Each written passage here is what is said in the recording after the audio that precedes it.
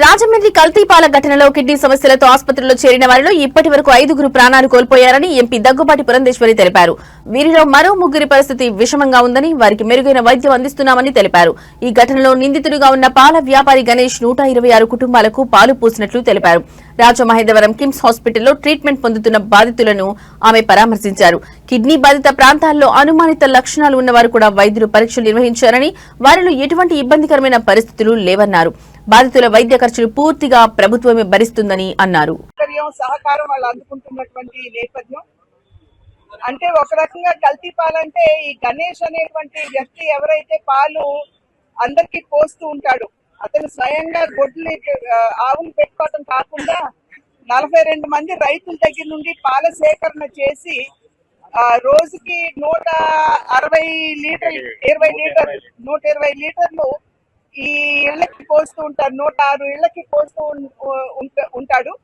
ఆ సందర్భంలో అతను ఏదైతే రాత్రి సేకరించిన పాలు డీప్ ఫ్రీజర్ లో అంటే చిల్లింగ్ కోసం అని చెప్పి చల్లగా ఉండాలి, పాడకూడదు అనేటువంటి ఆలోచనతోటి చిల్లర్లో ఏదైతే ఈ పాలు అతను నిల్వ చేస్తూ ఉంటాడో దాని నుండి అక్కడ చిల్లింగ్ కెమికల్ లీక్ అయినటువంటి సందర్భంలో ఇథిలీన్ గ్లైకాల్ అనేటువంటి కెమికల్ లీక్ అయ్యి పాలల్లో కలిసిపోయి కల్తీ అయినటువంటి నేపథ్యం. 15వ తారీఖున అందరూ కూడా అతనికి కంప్లైంట్ చేశారు. పాలలో టేస్ట్ లో మార్పు వచ్చింది, చేదుగా ఉన్నది అనేటువంటి విషయం అతనికి తెలియజేశారు.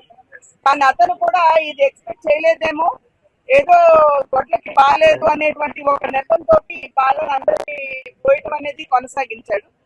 ఆ సందర్భంలో మీరు చూసినట్లయితే చాలా వరకు 60 సంవత్సరాలు పైబడినటువంటి వారు, అదే విధంగా 5 సంవత్సరాలు లోబడినటువంటి పిల్లలకి బాగా దీని యొక్క ఎఫెక్ట్ కనబడటం జరిగింది.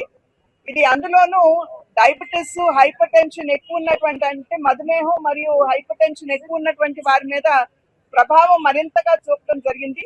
ఇప్పుడే మేము లోపలికి వెళ్ళి ఐసీయూలో కూడా ఉన్నటువంటి వారందరినీ కూడా చూసి వారి కుటుంబ సభ్యుల్ని పరామర్శించి రావడం జరిగింది.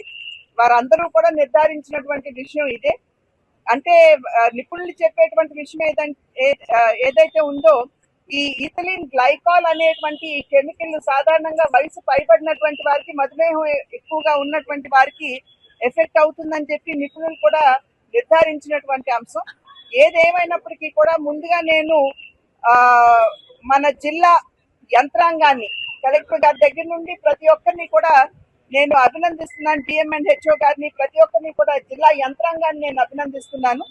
ఎందుకంటే మొన్న రాత్రి నాకు తెలిసినప్పుడు కీర్తి గారికి, కలెక్టర్ గారికి ఫోన్ చేసి నేను మొన్న రాత్రి వారితో మాట్లాడటం జరిగింది.